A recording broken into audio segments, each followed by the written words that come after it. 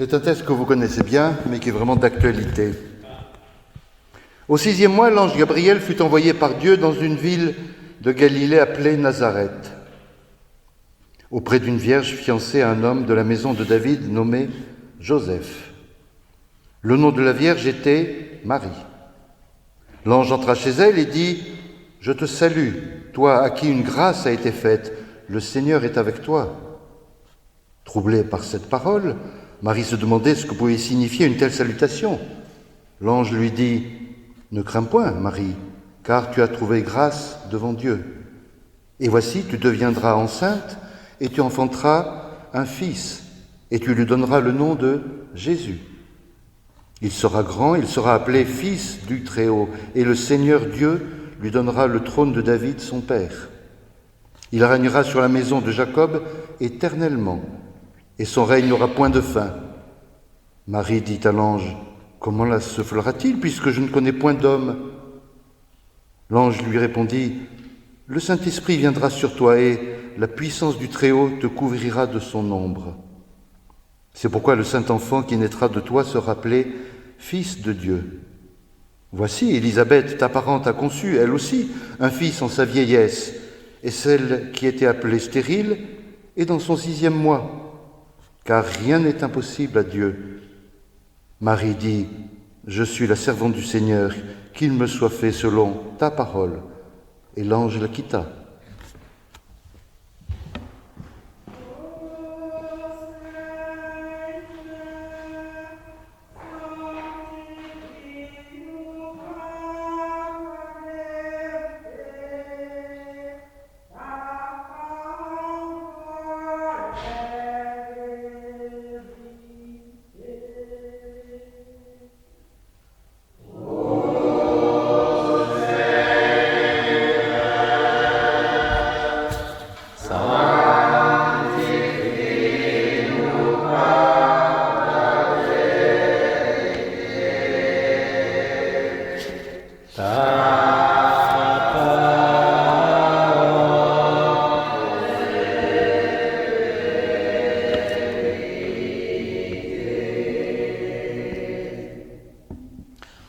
Alors l'annonce à Marie est connue et on connaît peut-être aussi les fameux tableaux de l'Annonciation. Il y en a qui sont superbes. Je pense au tableau de Raphaël, pas le Raphaël qui est dans le temple. Quoique l'ange peut aussi être là, on ne peut peut-être pas le voir. Parce qu'il y a un ange qui s'appelle Raphaël. Et puis on a un paroissien qui s'appelle Raphaël. Mais là je parle du peintre Raphaël qui a fait... Oui. Et donc, ce magnifique tableau avec l'ange, les ailes dans le dos, et puis les couleurs d'or, etc. Je ne sais pas si vous voyez ce que je veux dire. C'est très connu. Si on a lu la Bible un petit peu, on peut savoir aussi qu'il y a une histoire qui est juste avant celle-là, qui est l'annonce à Zacharie. C'est le même ange, Gabriel. D'ailleurs, dans le Coran, c'est aussi le même ange qui parle à Mohammed ou Mahomet. Bon, c'est Gabriel. Donc, on a déjà Raphaël, Gabriel. Il y a plusieurs anges comme ça, mais ce sont ceux Michel, c'est un autre archange même, qui sont nommés dans la Bible. Donc, ce Gabriel annonce à Zacharie le prêtre dans le temple qu'il sera aussi le père d'un enfant. Mais Zacharie ne le croit pas. Et il devient muet. Il y a des gens qui deviennent aveugles, comme Paul, après avoir vu Jésus, mais lui, il devient muet. Donc, il ne peut rien annoncer. Et sa femme, qui était stérile, donc, va attendre Jean le Baptiste. Voilà. Et donc, on arrive ici avec le même ange, Gabriel, qui parle à cette jeune fille. Cette jeune fille, ce n'est pas dans le temple de Jérusalem. C'est une petite bourgade anonyme qu'on appelle Nazareth. Parce que Bethléem, c'est là où ils vont aller, mais ils habitent à Nazareth. Alors à l'époque, c'est un petit village. Aujourd'hui, c'est une grande ville, palestinienne d'ailleurs, pas juive, Et il y a donc l'église de la Nativité, ou plutôt l'église, pas la Nativité, mais de l'Annonciation, une immense église catholique dédiée à la Vierge Marie. Voilà. Mais à l'époque, c'est rien du tout ce village. Parce que Nathanaël, un des premiers disciples, dira « Qu'est-ce qu'il peut bien venir de bon de Galilée? Rien de bon peut venir de là. » Voilà. Et on nous dit que la Vierge s'appelle Marie. Voilà. C'est un nom très ordinaire. Marie, dans le Nouveau Testament, il y a au moins 7 Maries. Tout le monde connaît Marie de Magdala, soi-disant la petite amie de Jésus. Mais les textes bibliques ne nous le disent pas. Mais ça, c'est très à la mode aujourd'hui de dire que Jésus a eu une petite copine et puis il a même eu des enfants, puis, bon, etc. Mais il y a aussi Marie, sœur de Marthe. C'est pas la même. Et puis il y a Marie, donc la mère de Jésus, et il y a d'autres. Marie, c'est un nom assez répandu. Et dans l'Ancien Testament, la sœur de Moïse s'appelait Marie, en hébreu Myriam.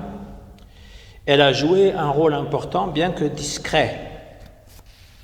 Réjouis-toi. Donc, l'annonce est toujours une réjouissance. Ça, c'est un des signes, finalement, qu'on est en Dieu, c'est qu'on est heureux. On est réjoui. Le mot enthousiasme aussi, c'est un mot qui vient du grec, anthéos, qui veut dire être en Dieu. Donc, quand on est vraiment tout feu, tout flamme, et surtout pour une raison spirituelle, on est vraiment en Dieu. Voilà, c'est un des signes, savoir si vraiment Dieu est avec nous quand on est heureux. Alors là, il y en a qui vont me dire, c'est le signe qu'il n'est jamais avec moi parce que je suis toujours déprimé. Et oui, c'est la maladie du siècle, hein. Pas juste ce siècle, le 21e siècle, déjà le 20e. Hein. C'est la maladie finalement qu'il faut toujours performer, qu'il faut toujours être au top du top. Et on n'y arrive pas, et donc on se dévalorise, et on est malheureux. Voilà. Et puis il faut toujours être comme les autres, même si on veut s'en distancier. Je suis tout seul, j'ai pas de mari, j'ai pas de femme, comment ça se fait? Les autres, ils réussissent. Sans qu'on sache ce qui se passe finalement dans la maison d'à côté. C'est peut-être pas mieux. Il a peut-être tout ce que nous on voudrait, mais c'est la pagaille. Toujours est-il que l'ange annonce « Réjouis-toi, toi qui es comblé par la grâce, le Seigneur est avec toi. » Alors, lorsqu'on faisait une étude biblique œcuménique, parce que moi j'aime bien la diversité donc avec les catholiques, donc il y a une nonne assez âgée qui vient nous écouter, elle est habillée en nonne, etc. Elle dit « Regardez, monsieur le pasteur, la salutation à Marie, la prière à Marie, c'est marqué, vous dites toujours que vous ne croyez pas ce qui n'est pas dans la Bible. » Ben là, c'est marqué. Mais il ne s'agit pas d'une prière. Hein. Vous la connaissez, ça. Je vous salue Marie, pleine de joie. Hein, le Seigneur, vous êtes bénie entre toutes les femmes, et le Seigneur, Jésus, est béni aussi. Bon, on est d'accord avec cette partie-là. La deuxième partie, par exemple, on est moins d'accord. Hein, Sainte Marie, Mère de Dieu, priez pour nous maintenant et à l'heure de notre mort. Bon, pourquoi pas? Mais on ne voit pas très bien d'où ça sort. Et souvent, les catholiques, ils viennent nous voir, quand il y a une chose qui toujours leur brûle la langue, c'est de dire, vous les protestants, vous ne croyez pas à la Vierge Marie. On n'y croit pas de la même façon que vous, de toute évidence. C'est-à-dire que Marie est la première chrétienne, et un exemple même de chrétienne, parce que on lui annonce qu'elle sera enceinte du Saint-Esprit. Enfin, c'est pas anodin quand même. Déjà, voir un ange, c'est pas anodin. En plus, qui vous dit que vous allez recevoir le don du Saint-Esprit et que ça va donner un fils qui sera fils de Dieu en plus, c'est pas rien. Et donc, dans le milieu protestant, on ne récuse absolument pas ça. Que même elle est mère de Dieu, on l'appelle même Calvin, Luther appelait mère de Dieu. Oui, pourquoi pas, si Jésus est Dieu, donc mère de Dieu. Par contre, le rôle que Marie est amenée à jouer au cours des siècles dans la grande Église, c'est-à-dire ce qu'on appelle la co-rédemptrice. Il y a Jésus qui vous sauve et il y a Marie qui vous sauve. Qu'elle a un statut égal avec Jésus, c'est pas du tout biblique.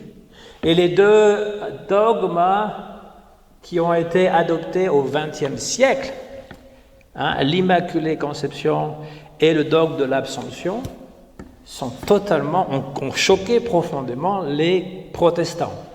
Au XXe siècle, ça a été adopté. C'est-à-dire que non seulement Jésus est né de façon immaculée, c'est-à-dire pas de manière ordinaire avec papa, maman, juste maman, et bien aussi la Vierge Marie, elle est née de façon immaculée. Et non seulement cela, mais l'Assomption, ça veut dire qu'elle est montée au ciel sans mourir. La Vierge ne meurt pas, selon les catholiques, on appelle ça la dormition. C'est-à-dire qu'elle ne connaît même pas la mort. Et elle est montée directement au ciel comme une fusée, comme Jésus.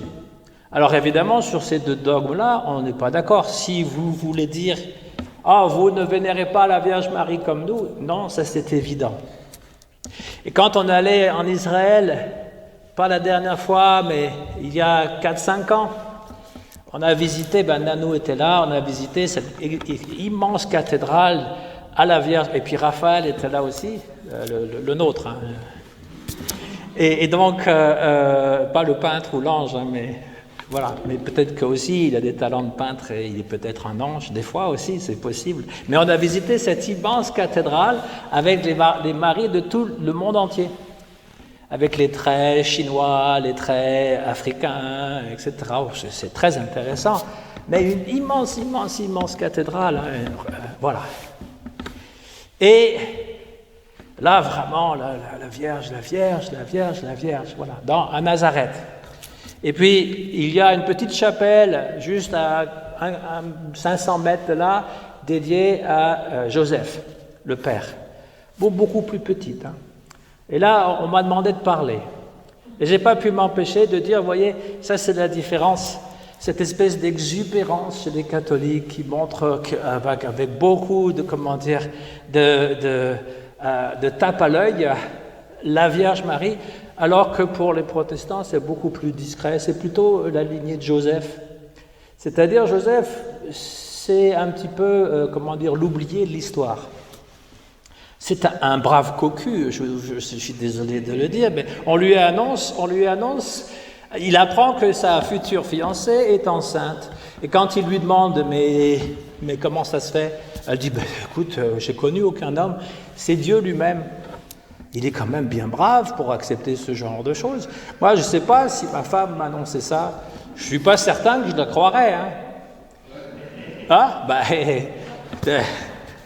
Alors, évidemment, il a un rêve. Joseph a un rêve, Gabriel apparaît dans son rêve, et les rêves étaient importants, à l'époque, et c'est un juif pieux. Mais moi, j'aime bien Joseph, qui disparaît complètement de l'histoire, d'ailleurs, on ne parle plus de lui après, et qui finalement accepte humblement son rôle, ne veut pas répudier Marie non plus, parce qu'il a compassion pour elle. Il dit non, si je la rejette publiquement, personne ne voudra la marier. Donc je vais faire en sorte que je vais briser les fiançailles discrètement, comme ça, elle fera ce qu'elle voudra, mais il est averti dans un rêve. Voilà pour Marie.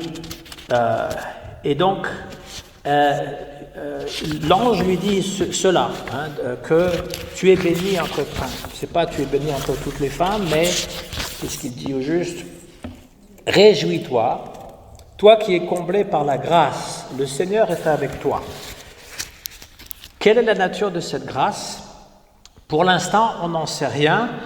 C'est simplement le Seigneur est avec toi. Cette promesse a été adressée à chacun d'entre nous lors de notre baptême. C'est-à-dire que lors de notre baptême, c'est aussi le Seigneur est avec toi. D'ailleurs, l'autre nom de Jésus, c'est Emmanuel, c'est-à-dire Dieu avec nous. Et Jésus, donc parce qu'il lui dit, tu l'appelleras du nom de Jésus, cela veut dire Dieu sauve, Yeshua, Dieu sauve. Et c'était déjà un nom que certains portaient parce que le successeur de Moïse s'appelle Josué et c'est le même mot, c'est le même nom. Marie est troublée. Elle n'est pas troublée de voir l'ange. Nous, c'est ce qui nous troublerait. Alors on ne sait pas s'ils ont des ailes. Ça, c'est l'imagerie qui vient en fait de l'ancienne Perse. Si vous allez au musée du Louvre, là je fais plusieurs c'est association d'idées qu'on appelle. Hein, mais parce que le musée du Louvre, vous avez des reliques de la Perse antique. Vous avez même une reproduction de la porte d'Ishtar. Je sais que Lucie est allée 2 fois au Louvre. Oui. Et donc, on a l'exemple de ces entités divines qui sont barbues avec un corps de lion et puis des ailes. Et donc, les anges ailés sont venus dans la religion juive à partir de quand ils étaient en exil à Babylone, parce que c'était sous la domination perse. D'abord Babylone, et après le roi de Perse qui est devenu le conquérant du monde antique, avant que la Grèce vienne, avant que Rome vienne, etc., les Américains, etc. Enfin là, je vais vite, hein, mais je veux dire, les grands empires se succèdent toujours les uns aux autres. À l'époque, c'était la Perse. Et la Perse, qui est l'Iran moderne, on va dire, donc occupait une grande partie du territoire sur la carte géographique, pas l'Europe, mais disons le Moyen-Orient, était occupé par la Perse. Et ils ont introduit leurs idées religieuses, notamment l'idée d'un Dieu double, un bon Dieu et un méchant Dieu. Ça vient de la Perse, ça. L'histoire de Satan, on ne l'appelle pas Satan, mais l'histoire du mauvais Dieu qui punit, etc., et les anges.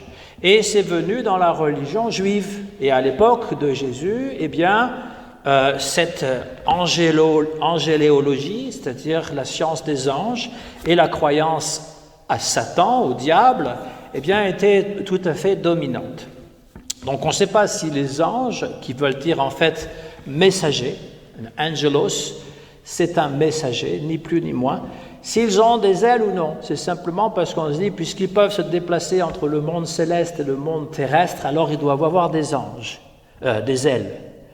Mais l'ange, je ne suis pas en train de dire que ça n'existe pas, hein. Je suis simplement en train de dire que notre imagination le pourvoit avec des ailes, alors qu'il peut très bien se déplacer et qu'il n'a pas d'ailes.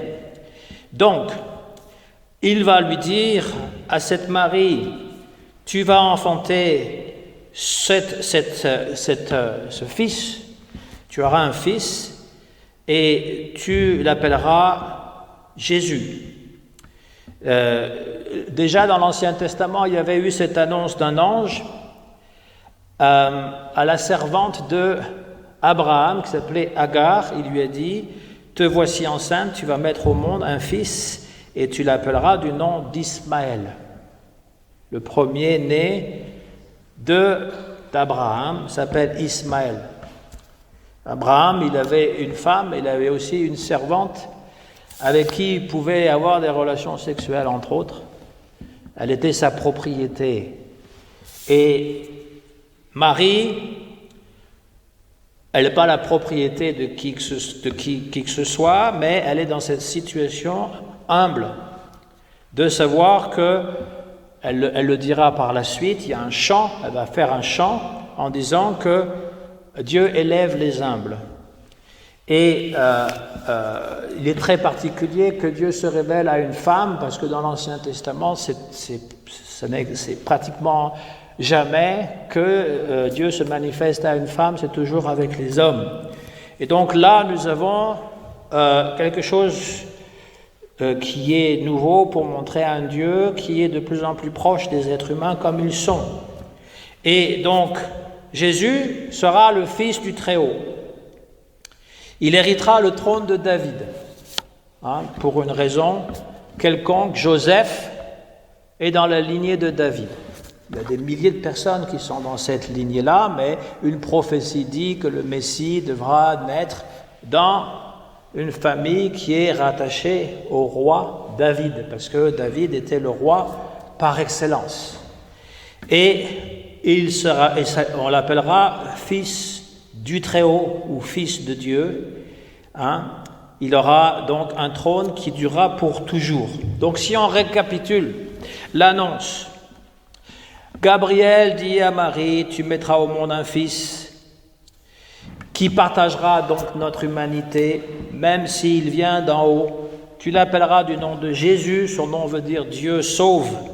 Il sera appelé fils du Très-Haut, il sera reconnu fils de Dieu. Le Seigneur lui donnera le trône de David, il sera le Messie.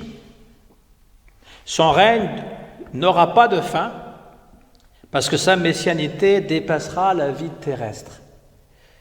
C'est-à-dire que Jésus est un personnage historique, mais on continue à parler de lui, et donc, il est toujours présent.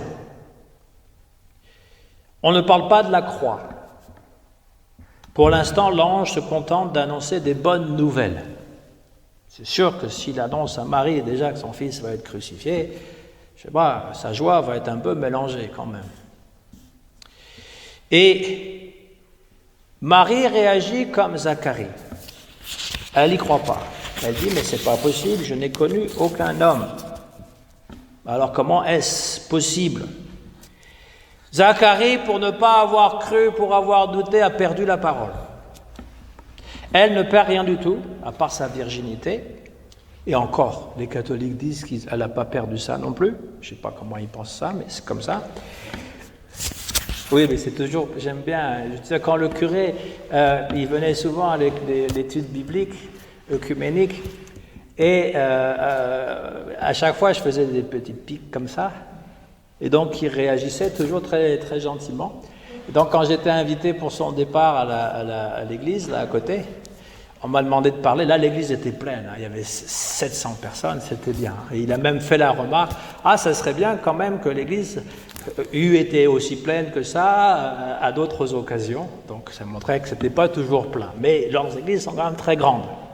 Et donc, quand j'ai parlé, j'ai mentionné ça que Didier, il était toujours fidèle à nos études bibliques, œcuméniques, et que de temps en temps, je lui envoyais des petites piques comme ça, et que jamais il a réagi de façon négative. Et puis il a eu un sourire. Et juste après, il m'a dit, merci beaucoup pour ce que tu as dit, ça m'a beaucoup touché. Donc, vous pouvez penser ce que vous voulez, je ne suis pas en train de manger du curé, je suis juste en train de dire qu'il y a des différences, et que ces différences sont plutôt amusantes. Elles ne sont pas du tout, sujets à la bataille. D'ailleurs, si on apprenait à discuter de nos différences, il y aurait sûrement moins de batailles que ça. On veut toujours nier. Non, c'est pas vrai, tout est beau, on est tous pareils. Puis, tout de suite, il y a des choses qui sont différentes, et là, on ne se comprend plus. Alors que si on met les choses sur la table, eh bien, on en discute, et puis on dit, mais vous avez le droit de croire ça. Moi, je leur ai toujours dit, vous avez le droit de croire ça. Je ne suis pas en train de dire que vous avez tort, je suis en train de dire que nous, on croit autrement. Et on pratique autrement. Alors, Zacharie, lui, perd la parole. On se demande pourquoi Marie la garde toujours. Parce que, peut-être, Zacharie était prêtre du temple, il était âgé, il aurait dû savoir quand même que dans le temple, il peut y avoir des rencontres miraculeuses. Alors que Marie était une jeune fille. Vous savez, à l'époque, les filles se mariaient à l'âge de la puberté, 14 ans. Et même quand on parle de Roméo et Juliette, on oublie que Juliette avait 14 ans et Roméo 18. Aujourd'hui, il serait accusé de détournement de mineurs, mais à l'époque, on mariait les filles quand elles étaient encore pubères. Voilà. Donc c'est une jeune fille qui ne connaît pas grand-chose et lui annonce, ce sera l'Esprit Saint, tu seras rempli de l'Esprit Saint, l'Esprit Saint viendra sur toi et la puissance du Très-Haut te couvrira de son ombre. Et c'est un rappel dans l'Ancien Testament de l'histoire de Ruth. Ruth qui est une étrangère et il y a exactement les mêmes mots. C'est un homme, en fait, qu'elle approche et qui recouvre par son ombre. C'est une allusion plus ou moins voilée pour une relation. Ça peut choquer, mais vous savez, les bébés, ils naissent comme ça. L'ange, d'ailleurs, multiplie les images pour exprimer un mystère.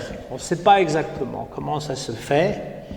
Et ce mystère, c'est pour montrer cette qualité d'une naissance exceptionnelle. C'est pas nouveau dans l'Antiquité, c'est pas nouveau de dire que un personnage qui est exceptionnel a une naissance qui n'est pas ordinaire. Même les rois, les empereurs avaient des naissances miraculeuses. Et dans l'Ancien Testament, la plupart des grandes personnalités sont nées de femmes stériles, ce qui semble contradictoire. Si elle est stérile, elle ne peut pas donner naissance. Mais toutes les matriarches, la femme d'Abraham, la femme d'Isaac, la femme de Jacob, ont été stériles. Et la mère de Samson aussi.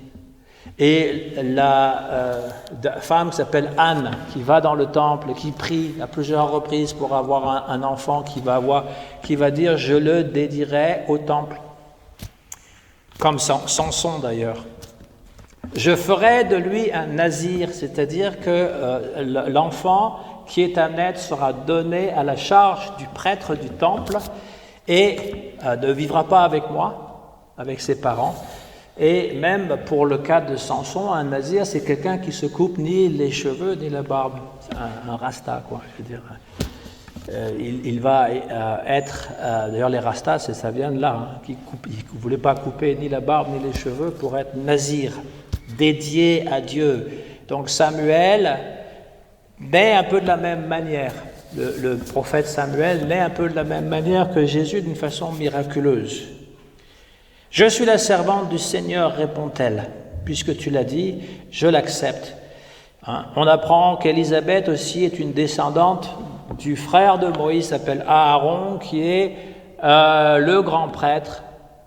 C'est dans la tribu d'Aaron que seront tous les prêtres, et donc elle est cousine, on ne sait pas très bien le lien de parenté, mais elle est parente avec Marie, donc il y a du côté du père adoptif, on va dire, de Jésus, la lignée royale de David, du côté de la mère, la lignée sacerdotale, pour montrer que Jésus, il est à la fois roi, à la fois prêtre et prophète aussi, on va rajouter. Il est les trois à la fois. Il n'a pas besoin de prouver quoi que ce soit.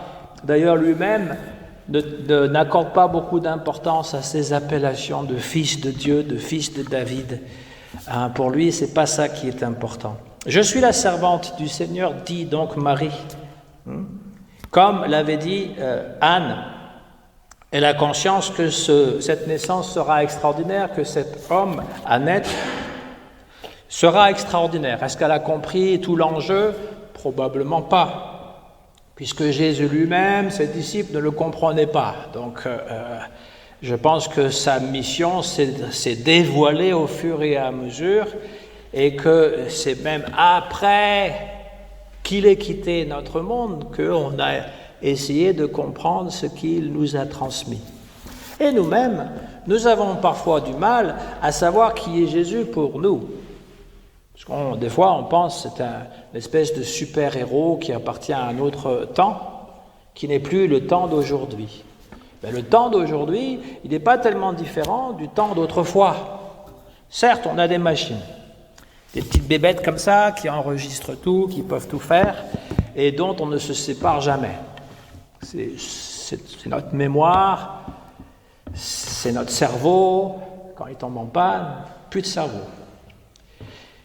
Mais, à part ça, les humains naissent et meurent. Ils ont toujours cette fantaisie de penser qu'ils vont vivre le plus longtemps possible et qu'ils vont devenir immortels. Vous savez, à Silicon Valley, aux États-Unis, ils pensent qu'on va pouvoir construire un homme mi-machine, mi-humaine.